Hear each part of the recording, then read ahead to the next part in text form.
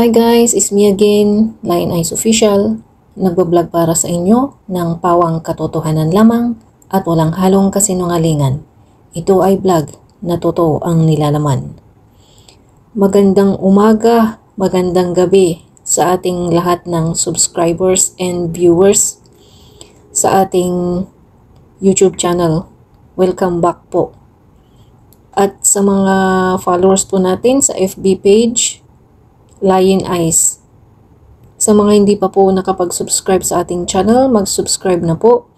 Paki-like and paki-click na rin po yung notification button para updated po kayo sa mga videong i-upload po natin. Sana po ay lagi kayong nasa mabuting kalagayan. So, ang topic natin for today ay ang si Sandro Marcos.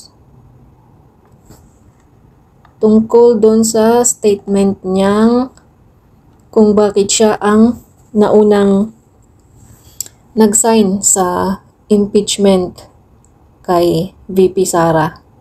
So, pakinggan po natin yung interview niya. Credit to the rightful owner po. Well, katulad po sa sinabi ng ating Pangulo ay nung nagpirmahan na sa impeachment complaint ay tinanong ko siya kung ano bang advice niya.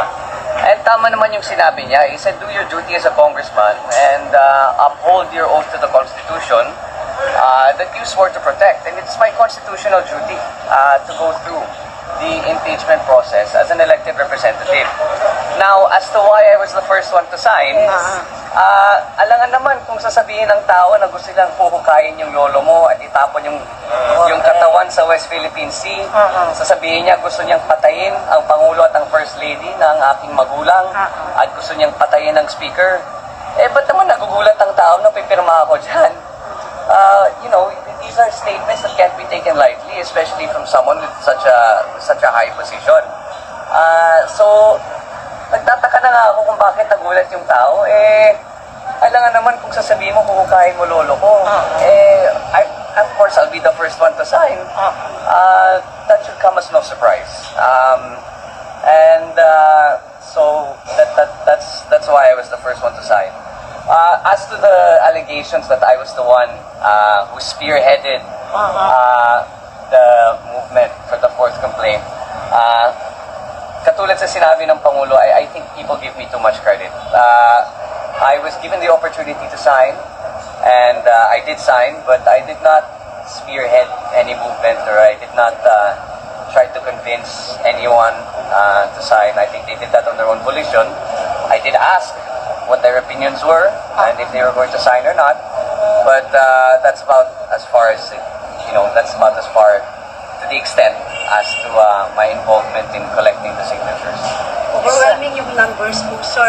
More than the required numbers. Yes, well, the required was 1/3, umabot ng 215. As of today, I heard nasa 245 na tayo, may mga umabol. Well, they signified their intention, yung mga wala sa bansa, may sakit. So 215 was within the complaint, but in terms of, just to set the record straight, in terms of putting it on record, I believe there was an additional 30 that wanted to signify their intent. So nagpadala ng isik, but even if it won't be counted in the complaint, I believe for archiving purposes, so I believe 80% of the lower house. Sir, sa press conference ni Sara kanina, sabi niya wala daw siyang sinasabing assassination threat against your family members. Ano masasabi ko? I think we know the truth to that, so let's just leave it at that. Is it true na may involved naman, kaya marami pong pumirma? Ano po? Meron din naibigay na pera dun sa pumirma ng mga congressman? I think that's just part of yung mga fake news ng mga DDS. Parte po yan ng smear campaign nila to discredit the movement. You can't blame them. Alam naman natin kung sino amo nila. But no, there was nothing offered in exchange for the signatures. I was there in the room. Pinag-uusapan talaga ang articles of impeachment. And then people were given the choice to sign or not. But whether there was any exchange or any monetary offer or any sinasabi nila may akap or aki-X na kapalit, walang ganun. Walang ganun na ibinigay. Yung Senado, sir, parang medyo reluctant sa complaint as of today. I'm sorry. Medyo hindi nila binibigyan pansin yung impeachment. Well, that's their choice.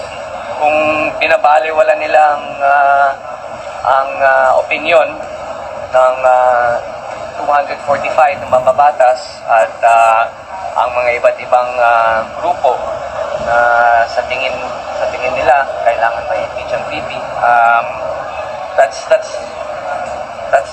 their choice. If they don't want to give it importance, then let them not give it importance. But given the numbers, to us, it's important. How about in the Senate, sir? June na nila itatakil? Well, there is. I believe you heard the statement of the SP that said the impeachment court cannot proceed until there is session. There are other lawyers who say that because the impeachment court is independent of the legislative body, it can proceed as soon as possible. There are different. So, itutuloy ko yung sagot ni Kong Sandro. Naputol kasi yung video. There are differing opinions to that, but I don't want to comment on the Senate because interparliamentary. I think we have to wait for the actions of the upper chamber, the upper house, to see what their plans are. But at least naman kami sa House of Representatives, tapos na kami sa aming trabaho. So, yun po yung sagot ni Kong Sandro sa kanyang interview.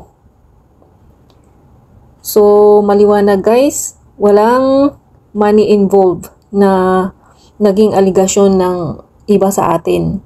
Lalong-lalo na kay Maharlika. Kasi naglabas siya ng statement na fake news. Guys, dapat maging alerto kayo sa mga binabasa nyong mga statements. Dapat i-fact check nyo muna bago kayo kumuda ng kumuda, bumatikos ng bumatikos. So, yan po muna ang ating topic for today. So, bukas po siguro baka yung press con ni VP Sara ang ating topic. So, salamat po sa lahat ng nakinig sa ating video.